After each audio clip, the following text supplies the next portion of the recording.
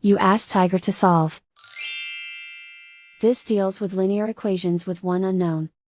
The final result is x equals 1. Let's solve it step by step. Group all x terms on the left side of the equation.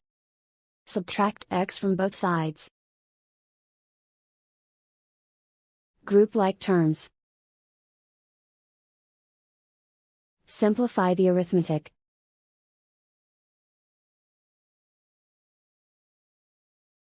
Group all constants on the right side of the equation.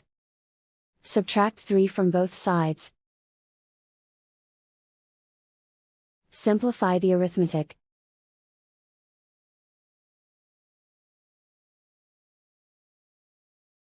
Isolate the x. Divide both sides by -3. Cancel out the negatives. Simplify the fraction. Cancel out the negatives. Simplify the fraction. And so the final result is x equals 1.